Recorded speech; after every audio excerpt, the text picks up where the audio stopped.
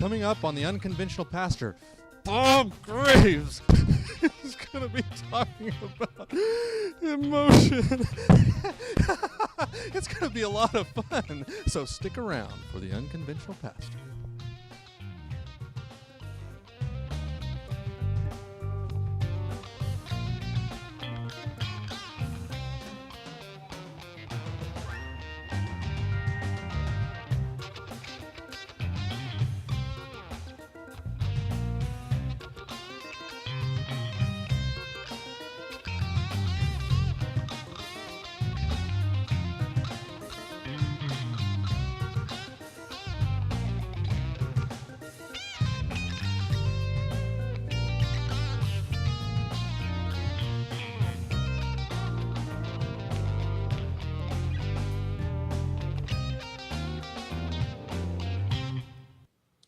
Well, good evening, and thank you for joining me again on this Wednesday. And tonight, I'm hoping to talk about emotions, a topic I've talked about a couple of times. And it seems like many times I see that these questions will come up to me from various places, and I'll end up having to talk about them. And I realize from time to time that this is something that a lot of people don't have a lot of clarity about, and it's not entirely our fault that we don't have a lot of clarity, because there's not a lot of accurate instruction that we have running around within our culture concerning emotions. We tend to get pop psychology books from time to time written about it. We have a number of very excellent academic books that are written about it, but these are just usually read for college courses or people who are involved in that particular study, whether it's because of something sociological or anthropological or psychological. But the general population, we don't really talk about emotions a lot from a standpoint of actual insight, understanding, and based on actual academic research. As a result, people make sense of emotions in just whatever way seems to make sense to them off the cuff. And as long as that seems to work for them, they go with it. And then they share that and they teach other people things that they know or think they know. And it just works like that. Anyhow, usually I tell you at the beginning, I'm Bob Greaves. They call me the Unconventional Pastor, but I'm going to be speaking on emotions tonight. Now, there's two reasons why I find that it's helpful for me to speak on this, and one reason why I feel that I'm qualified to speak on it. The two reasons why I feel it's helpful is that I think that a lot of people who listen to me are people who have come out of churchianity, people who have come out of some of the institutions of church. Some of them still people of faith, but not necessarily believing the kinds of things that were taught to them in church. And my experience is that the Christian understanding of emotions, as I received it, and it's not as if there's just one understanding, but the various different Christian perspectives on emotion strike me as being psychologically inept, psychologically unaware. In fact, one of the books I picked up that I probably have packed away in my library somewhere. It was a book by Dobson on emotions, and I read this book and I was like just startled and astonished at how this guy is supposedly a psychologist, well trained, and he should know better than to teach them the things he was teaching in his book. It was almost as if he just took typical Christian attitudes and typical cultural attitudes and then just added a little bit of psychological speech to just kind of make it sound a little more educated, but basically saying the same thing. I mean, it just struck me as odd.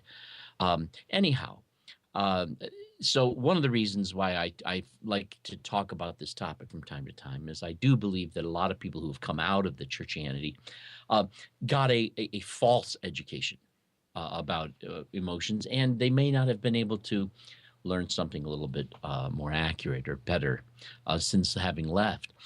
The other reason is that our culture itself, not just churchianity, not just our religion, but the culture itself tends to leave people pretty much to their own devices when it comes to emotion. There are a lot of ways in which we do that. We leave people to their own devices when it comes to understanding and managing money, and things like that. So that people are just pretty much on their own. We don't go out of our way to teach too much. What's odd is when I was going to high school, I was actually in what was called an advanced placement. And there was one year where they didn't have any place to put me for a particular course.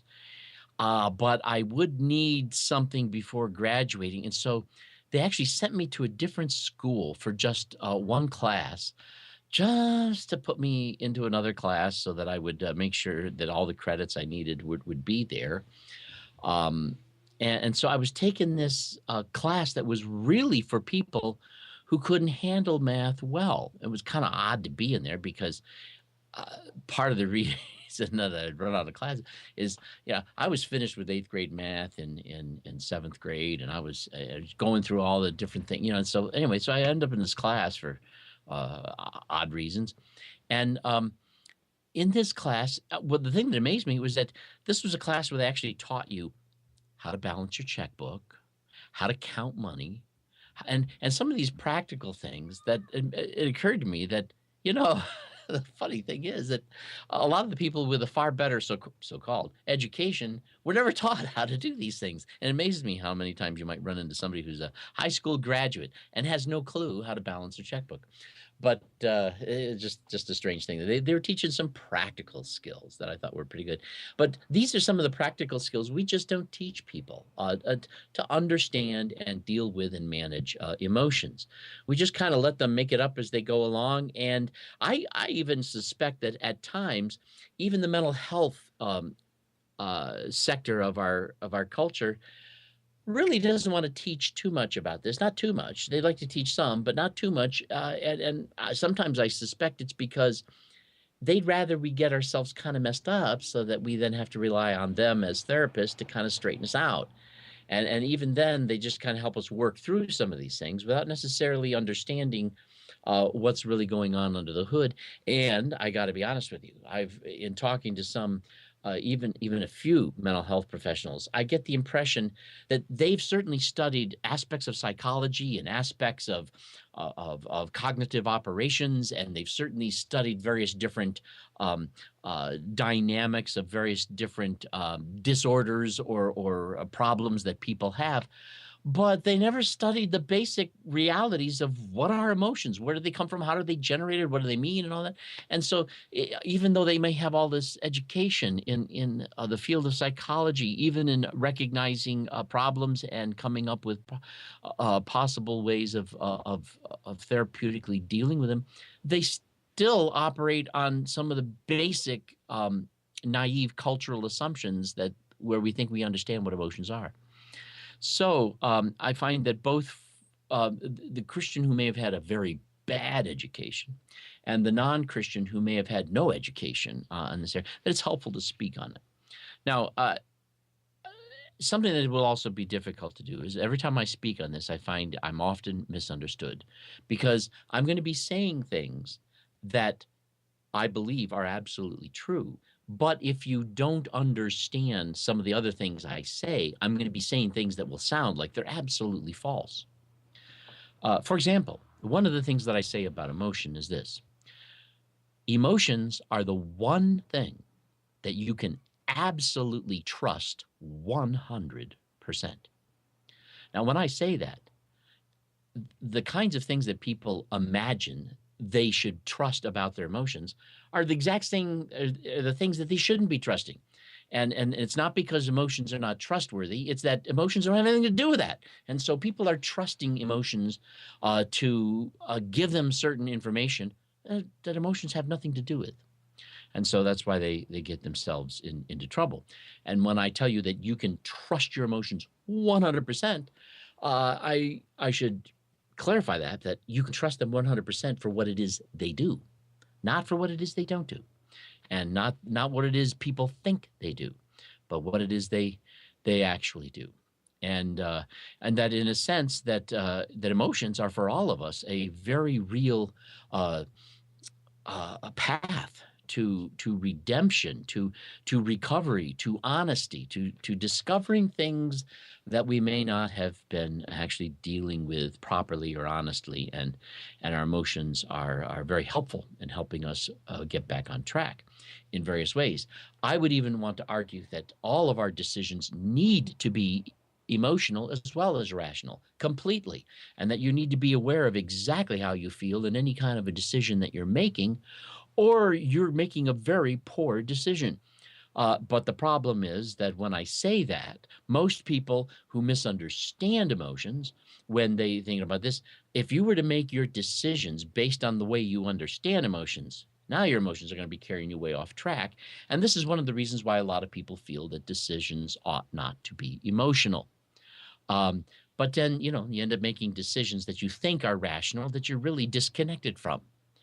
And so the real solution to this is to come to a place where you can understand what's going on with emotions, what they really are, and what it is you can trust them for, and stop thinking in terms of what they really aren't, never were, and never will be, and you shouldn't expect them to be. Now, some of the questions that have come up, some of these are questions that are repeated. I've heard them a few times. In fact, I think that some of these questions I'd even had before, where I did a couple of shows even on emotions, where I addressed some of these questions. But I get questions such as, is it wrong to be discouraged? Is it wrong to be depressed? Sometimes I get questions. Well, is it wrong to be happy when your enemy is not doing so well? So is it wrong to feel good about the trouble that other people are going through when they're people you don't like? Other questions I get about emotions. Is it wrong to enjoy when people compliment you? You know, is it wrong? A lot of these questions that have to do with what's right or what's wrong is people try to understand their emotions. Um, is it wrong to be angry? Is a or vengeful? Or hurt. Now, of course, being vengeful it has more to do with decisions and actions. It's if you're talking about feeling vengeance, that's different than being vengeful. In a sense, if we're talking about behavior, if we're talking about feelings, emotions, some of the other questions I get, is it wrong to feel good about yourself? Is it, is it wrong that when you enjoy sin? Is it wrong when you feel jealous or envious? Is it wrong when you just don't feel like doing anything? To be slothful and all that. Things like this. And let me tell you straight up, and this may not make sense to you until I've actually talked about this a bit, but the question is actually these questions demonstrate a lack of understanding about what emotions are. Emotions are never wrong. It's impossible for them to be wrong. They can't ever be wrong. They don't even have the ability to be wrong. Emotions are always right. And the only thing you can ever do with your emotions is feel them and be honest about where they come from. But it's not possible for them to be wrong. It's even the wrong question to ask about emotions. If you feel something, that is what you feel, and there is a reason why you feel that way. And trying to feel differently is really like sweeping things under the rug without really dealing with them. It's impossible for an emotion to ever be wrong. Now, that all depends on what you think emotions are saying, of course. So let's talk about what emotions are. Emotions are a form of self-reflection. Emotions don't know anything about reality. Consequently, emotions aren't dealing with reality. They're not dealing with non-reality either. That's not what they do. They don't deal with distortions. They don't deal with accuracies. That has nothing to do with what emotions are. Your emotions have no clue what is going on in the world around you whatsoever. Every emotion you feel is not a response to the world or anything going on around you. Now, a lot of people would want to argue with that. What I'm going to say is that there are ways in which you respond to the world around you, and then this has an impact on the emotions you're feeling, but it's because of something entirely different. It's kind of like this. When I go to the store and I buy something and I write a check, my bank has no clue what it is I'm buying. They just receive the check, and the balance in my account will reflect what money I actually have left when the check comes through and clears. But the bank itself doesn't have any idea. It is merely reflecting to me an accurate accounting, if they're doing it right, that is, of the checks that I'm writing. As in a sense, the bank isn't there when I'm buying, doesn't know why I am buying or even necessarily what I'm buying. It's just recording transactions, okay, and reflecting them back to me in terms of a balance. There is a sense here in which this is in some ways a metaphor for emotions. You see, the world around us is happening. We perceive the world around us, and we perceive that world around us as ourselves, being who we are, with the capacities we possess to see the world. And as a result, as we experience the events of this world, as we experience the events even going on inside of us, we think that the world and the events going on, the things going on inside and outside of us, mean something. We have assigned to them some way of making sense of them. And as a result of the sense that we make of things, our emotions reflect back to us a summary in sensory language what it is that we perceive the events to be and what we perceive them to mean, without ever really paying any attention to necessarily, what those events are. An example of what I'm talking about is this, and this is hard to talk about because we're so used to thinking about this incorrectly that when people start hearing it, they start mixing what I'm saying with what I'm not saying, and then coming up with gobbledygook that's really just an admixture of nonsense. But for example, if you are speaking to someone, and while you're speaking to them, you get the impression that they are saying something very unkind about you, but you're not really sure. They're just saying something. It's not coming across very well, and you think that maybe they're insulting you. You begin to feel perhaps a little attacked. You begin to feel perhaps the need to be a bit defensive.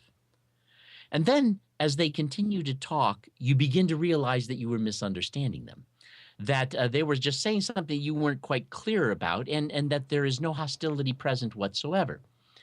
When you get to the point where you realize this, you no longer feel necessarily, unless you just haven't come to grips with it yet, you no longer feel attacked. You no longer feel the need to defend yourself. You recognize, oh, okay. In fact, you might even feel relief over the fact that you didn't react too soon. Notice this. Your emotional reaction is not an emotional reaction to what they said. It was an emotional reaction to what you thought they said means about you. The way you perceived it, the emotions are a reflection back to you of the character and quality of your perception.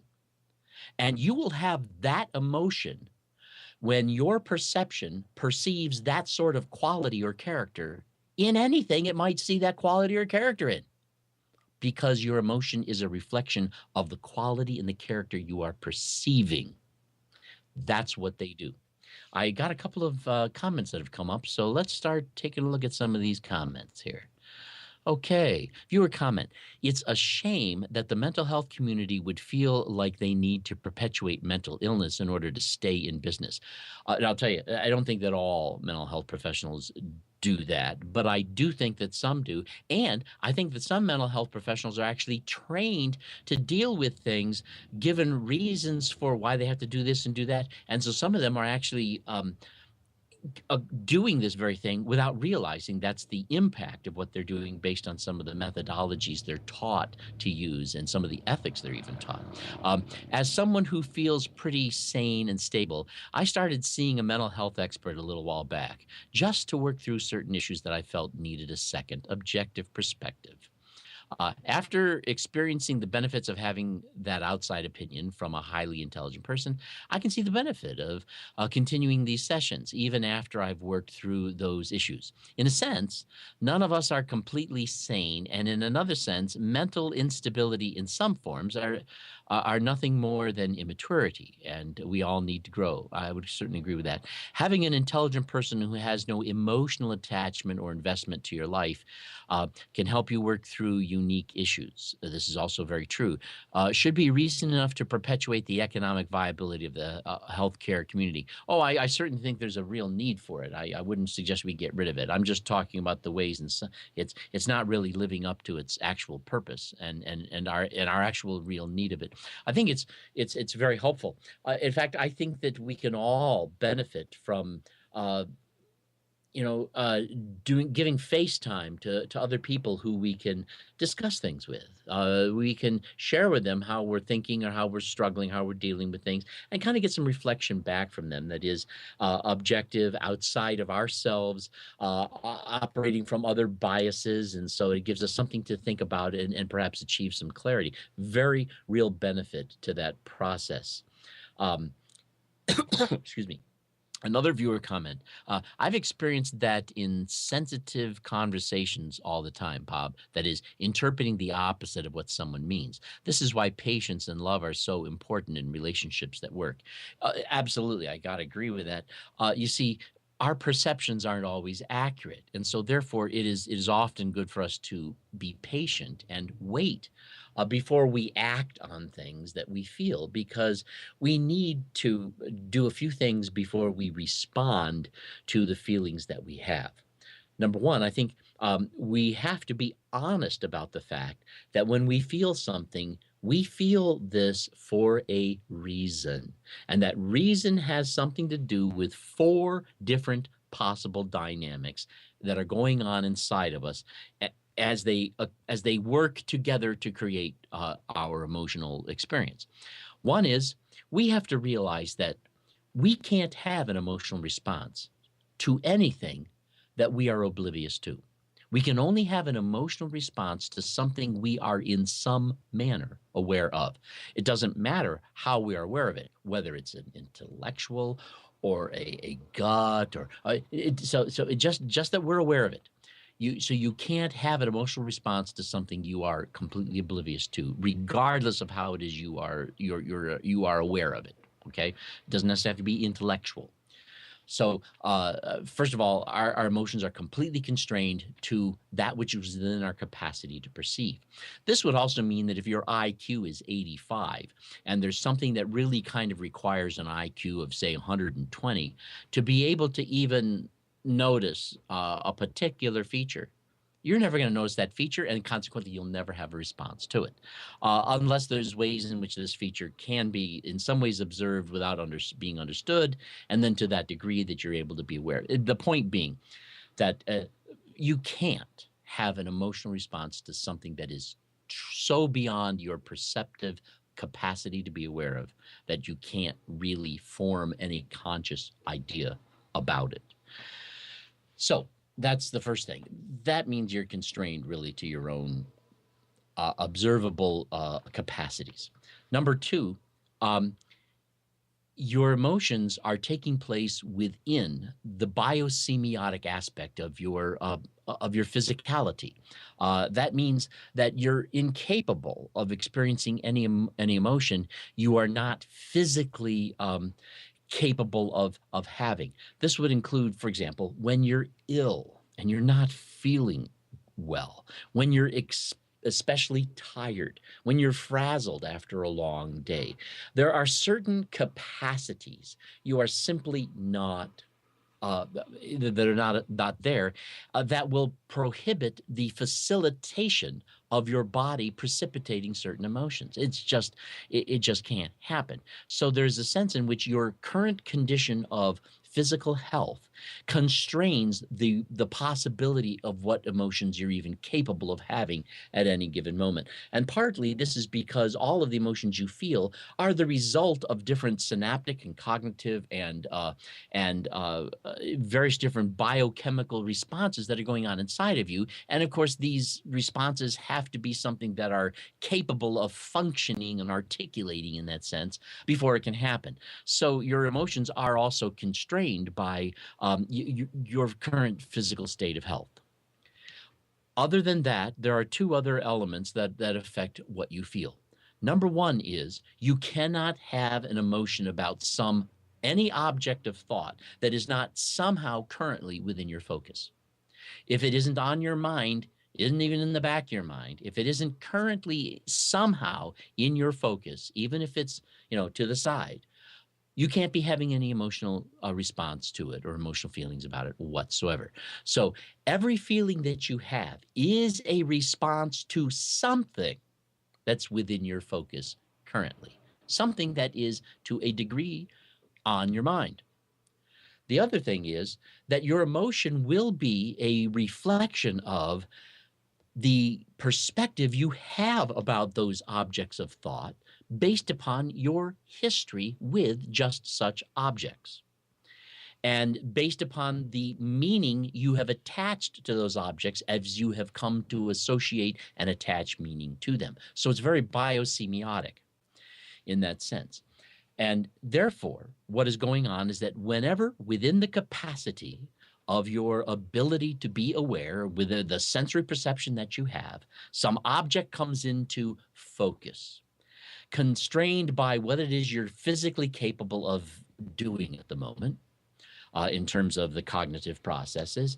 Whatever those objects are that are now within your focus, and whatever it is that your history with those objects are, this is what is going to precipitate the feelings that you have at that given moment.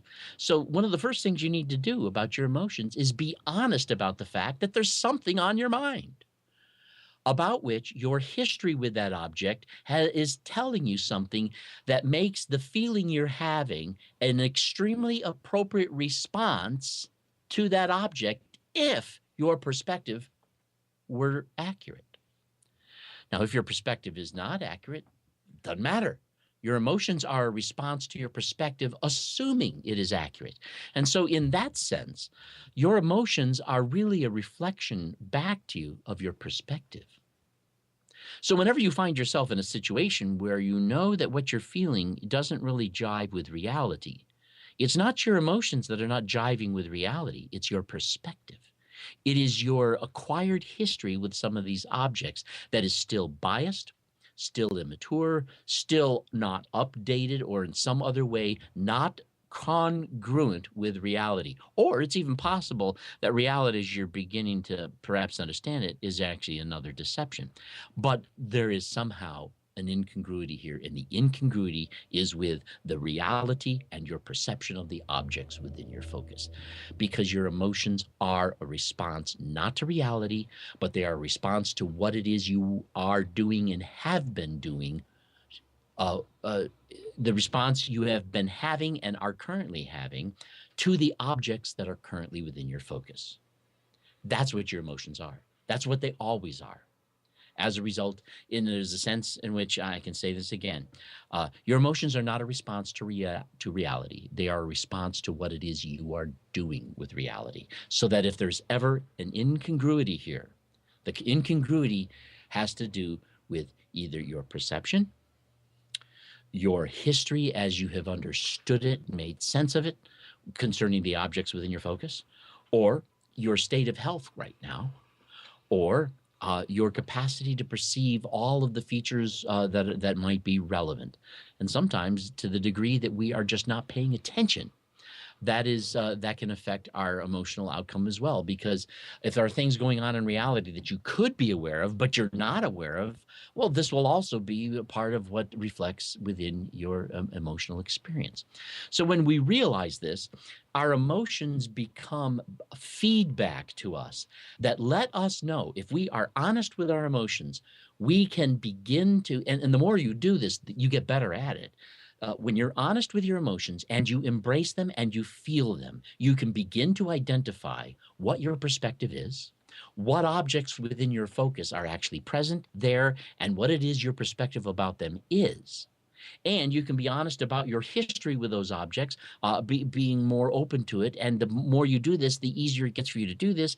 And you can be honest also about whether or not you're in a good physical position at the time to be of well enough health to be dealing with these things.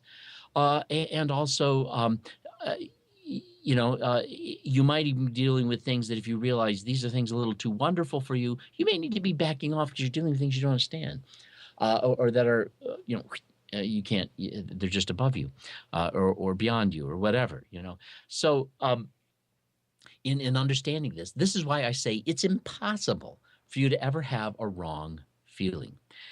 It's always possible. In fact, it's probable that all the time our focus is not as honest. There are things we're paying attention to that it's like we have this little volume control that we hold on to, so that when we see certain things, we turn the volume up. When we see other things, we turn the volume down. And so we're not always honest with reality. We're paying far more attention to some things and less attention to other things based on the relevance we want to believe they possess. Now, I'll tell you what, I'm a Beatles fan, as you may very well know. As a result, I tend to notice almost everything Beatles that passes by, you know, my person. I am not a fan of some other music. Not that I have anything that I don't like about it necessarily, but for example, I'm not a big fan of polka music, and as a result, if I hear polka music, I usually try to focus on something else. As a result, I'm not really paying attention to all the different nuances that are really a part of polka music. I don't. In fact, for a while, I was actually asked to join a polka band as a guitar player, and I did.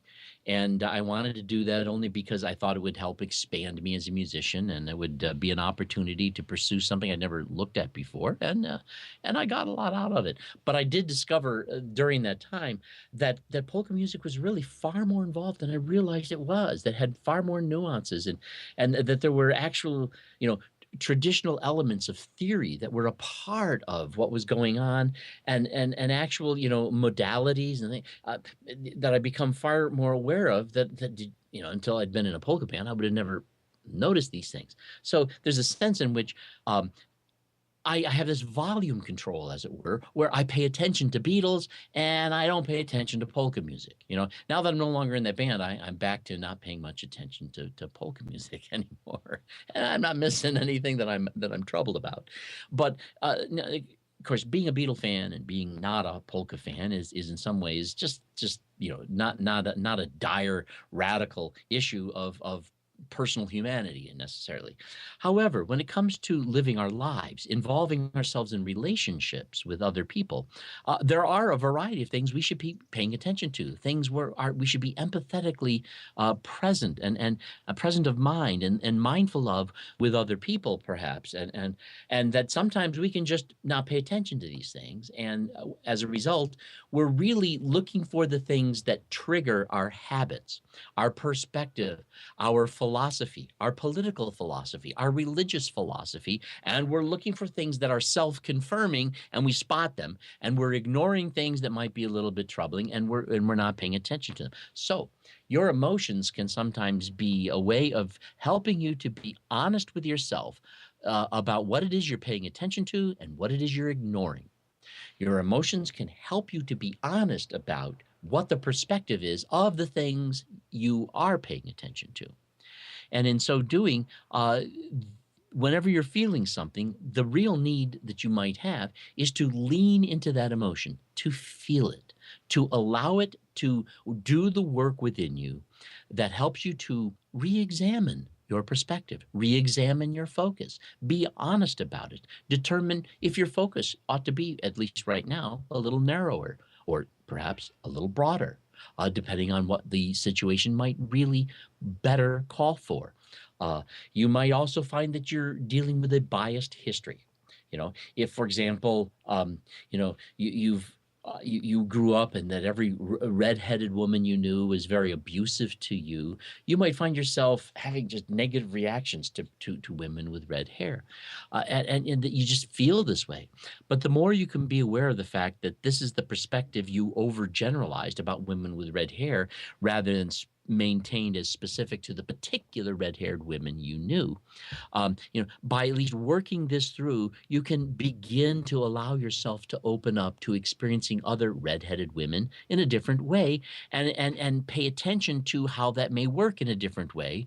And the more you can be honest about that, the more you can eventually work your emotions over to a point where they can authentically and honestly have a completely different response, not because you've somehow tricked yourself into it, but because now your focus is different. Your perspective is different. You now have a new history, a different history, and your emotions can be an authentic response to that new history instead of being an authentic response to that old history. Because that's one thing you can count on your emotions to do.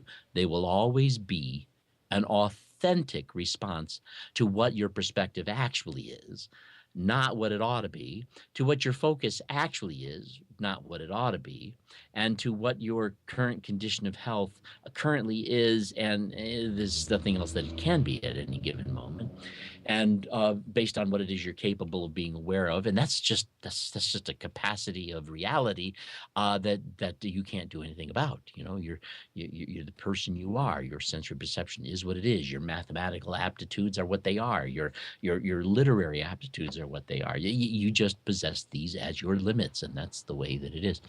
So this is how it is I understand emotions to operate. They are a reflection back to you of what it is you're doing with reality, the sense you're making of it, and the history you have acquired with various objects of thought that can come into your focus. And your emotions are, in a way, kind of a summary reminder of you. And this is very helpful. If you, for example, have ever run into a lion, most of us haven't, out in the wild, and you began to learn things about lions, the emotions that can stir up in you are going to help you run or do whatever it is you need to do. And so in this way, emotions can be very helpful. Let me explain a few things. I do have a viewer comment here I didn't notice. I think it is possible to work through issues without unleashing emotions which may have a negative effect on others or yourself, or at the very least without unleashing their full force. I disagree with that statement. Absolutely. Now, the reason is this, that the more you become aware of what your emotions are, the more you realize that when you feel something, there isn't anything to do about it. There's nothing to do about it. There is no reaction you need to have to them. You just need to feel them and allow them to allow you to be honest about your perspective. Now, it may be true that you need to budget that. And to the degree that you're unable to handle it well, you may need to take it a step at a time. But I do believe that if there is any aspect of any emotion that you are not fully resolving, it's in there and it will continue to bring problems into your life in a way where it's going to get into the way. Now, certainly not everything that you're going to feel is necessarily going to be the kind of an issue that's going to derail you. And so it's not as if we have to just do a completely thorough job with every single thing we feel. It's not necessary. But the things for which it's not necessary are also going to be the things for which there's not any real issue with anyway. And you're going to find it very easy to just deal with those feelings immediately. But the ones that are going to be a problem for you, the ones that are going to possibly have a negative impact on others, are the ones you do need to work those things through, and you need to work them through carefully. And this is one of the reasons why a lot of mental health professionals will talk to you about something that they call the MER, the minimum effective response. You don't want to react to your emotions. You want to respond to them. And you want to respond to them with a response that is as minimal as possible while still being effective and while being still an honest and authentic response to what it is that you're dealing with in what it is you're feeling. That is absolutely essential. If you don't do that, that is going to end up dragging on you in a manner that is not going to work well for you. Now, I do understand where this is coming from, at least to a degree here. The viewer comment thinking, you don't have to unleash these emotions, may have a negative effect on others. Certainly, one of the things that I teach people about emotions is this: your emotions, how you feel, that's your problem. Though that is nobody else's problem but yours ever. Is your daughter irritating you? Is your spouse irritating you? Tough. That's not their problem. That's your problem.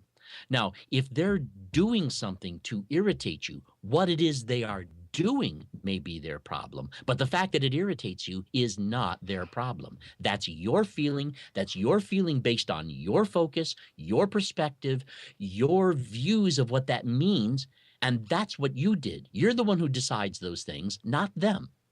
And as a result, you can't hold anybody responsible for how you feel. You and you alone are responsible for that. Nobody else.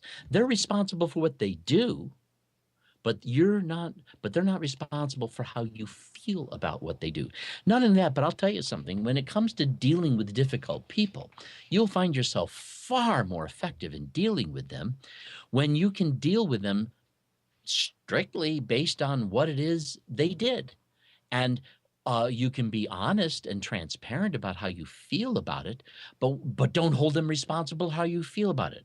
You do that, you're manipulating, as far as I'm concerned. You did this, and I want you to know that made me very angry. That's not. I don't. That's a power play. I don't think that's a proper way to handle. Now, certainly, I don't think it's right for us to pretend we're not angry, and I don't see anything wrong with sharing the fact that something may have made us angry. I don't enjoy being angry, and I got to be honest with you. Then when this happened, I was really quite angry. But what concerns me now is, how do we make sure that this doesn't happen again? Because, this is the important focus that we need to deal with when you're dealing with somebody, and when they can see that you're transparent about how you feel, but that your problem solving resolution with them deals only with what's their responsibility, what they do, what they think, what they see, what they choose, what they decide, not how you feel about it. So in this sense, I think that when we start blaming other people or holding them responsible for how we feel, we're not really dealing with our emotions. We're trying to get them to deal with them, and that isn't honest. We need to deal with them ourselves. How I feel is mine. That belongs to me.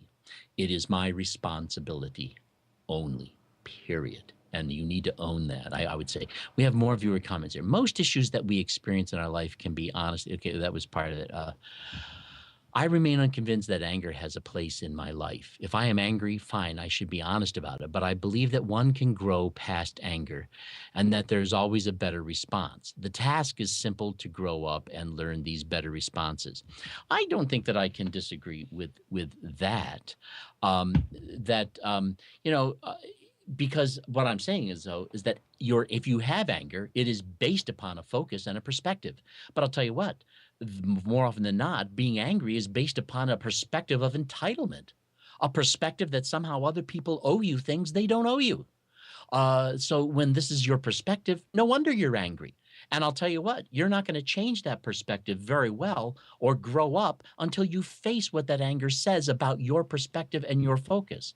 Because they're not making you angry. You're making you angry. When you're angry, you are angry because that is the appropriate response to have given the perspective and focus you have. So maybe you need to grow up and change that focus and change that perspective. And if you do, you may very well get to the point where anger just isn't a dominant, prominent, or even common experience in your life. And I do think, though, for example, I do think that anger is a very healthy and appropriate response when you are legitimately attacked. I don't think that you need to lash out, but I think you can feel anger. I think that anger is an appropriate response to injustice. When others are abused, when you're abused, I think that anger can be a very appropriate response to that. I don't I don't think that vengeance is. I think that when there are things that are unjust, or when there are attacks going on, there are things that you may have to do in response to those things that have nothing to do with the fact that you're angry. And so therefore, anger is irrelevant to the problem. It's irrelevant to the solution. It's just merely your response based on your perspective. Also, I would argue that if something makes me angry, and that means that something I value is perceived by me as being attacked, then there's a sense here in which it's my privilege to be angry. There's nothing wrong with being angry, and there's nothing I need to do about it. If something that I value is being attacked and I feel angry, this just confirms for me that that which I value is valuable. That's all that means. There's nothing I need to do about it. And if I don't like being angry, tough. That's just it's not a problem. I can live with anger. I can be angry, and I don't even need to do anything about it. I can value things that get attacked, feel angry when they're attacked, and then, if possible, do something about the fact that they're being attacked. Anger doesn't have to be a part of that solution, but it can certainly be a part of the response I have to that perspective. And so I would say that whatever emotion you're having, that'll be based upon the way you make sense of something. And that if the way you're making sense of something is something you also consider to remain valid, then whatever it is you feel, however pleasant or unpleasant it is, it's simply just your privilege to have that feeling. You should love it. You should embrace it. You should own it as your own, as something good and wonderful to have. Continuing on, thanks for making me think about this, Bob. I don't agree that anger is ever good, but I will think through this again, as you've caused me to ask a lot of questions about my current position. Well, that's fine. I don't. I can't ask any more of you. What am I going to do? Get angry? No. Okay. I missed a comment here. Let's see. People shouldn't be responsible. Shouldn't People shouldn't be held responsible for my emotions, but my emotions are often reactions to bad behavior. I disagree. It's true. People should not be held responsible for your emotions, but emotions are not your reaction to their bad behavior. It's a reaction to the fact that you believe their behavior is bad. And that's a difference here. People need to change their behavior when it's bad because the behavior needs to change for the purposes of developing other outcomes. Whether it's bad or good is in a sense not the point. It is behavior that is not optimal. It's behavior that is creating outcomes that we don't like. Calling it bad behavior, I think sometimes can. It's a useful expression. But I don't believe that it's necessarily a reaction to their bad behavior as much as I believe it is a reaction to my belief that their behavior is bad.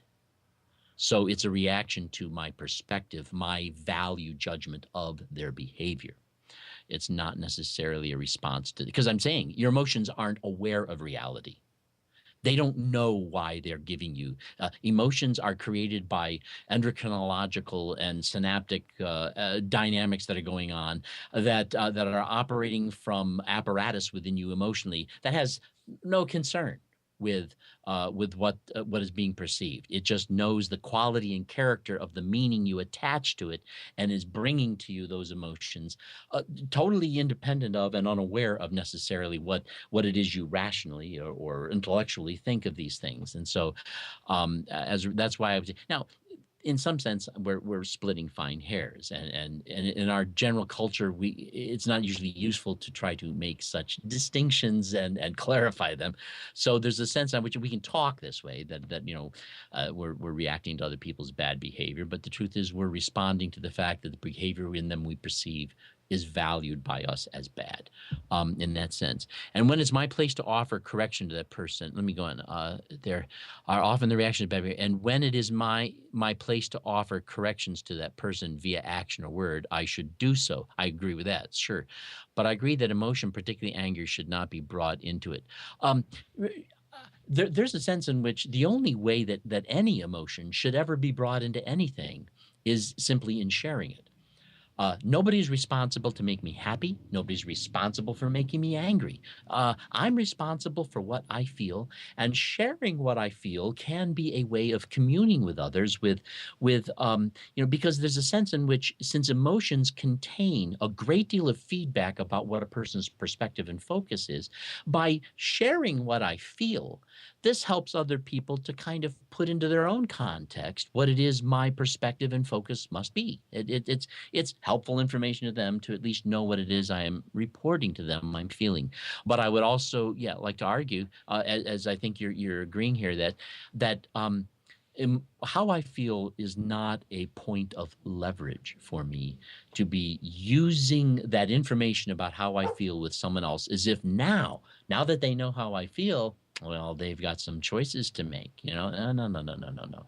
People should make choices that they make based on how they come to the point of recognizing what would be wise to do, what would be good to do, what would be good to stop doing, what would be wise to stop doing. And the way that people tend to feel about certain behavior is certainly a part of what helps us to understand what that wisdom is. Definitely a part of it. But yeah, I would agree that in all things that the only thing that we should do with others when it comes to our emotion is be honest about it. There's a certain transparency, I would call it, that is good to have, so that we share with other people what we feel, so they get to understand us and know us better. But I would strongly recommend that we maintain all of our emotions as our own problem, if they're a problem, our own privilege if it's not a problem. Now, I'm really out of time here, so let me just finish up by saying that it's in dealing with these issues that I think it's the more you do this, the more you work from this perspective, the more it changes the way you handle it, and you get better at doing it until finally you get to the point where you can be a rather easygoing person, very smooth in your response, and very patient in the way that you handle with things, because you're accustomed to taking full responsibility for your own feelings and not holding anybody else responsible for them. And you take time to review your perspective and your focus, and from that make a decision what would be wise to do from here for the reasons that have to do with what makes certain actions and options wise. And this is how we include our emotions in that process. Anyhow, that's all we have time for tonight. Thanks for listening, and thank you for these comments. And this is how I've made sense of it. If you find it helpful, great. If you don't, there's not going to be a test, and there's certainly no way in which I'm a gatekeeper for these things. So it's shared with you for what way you may find it useful. Thanks so much. I'm Bob Graves, the Unconventional Pastor, and we'll see you again on Sunday night. Take care. Ladies and gentlemen, we hope you enjoyed the Unconventional Pastor this evening. I wish he had told me at the beginning that there wouldn't be a test, because I have taken a ton of notes.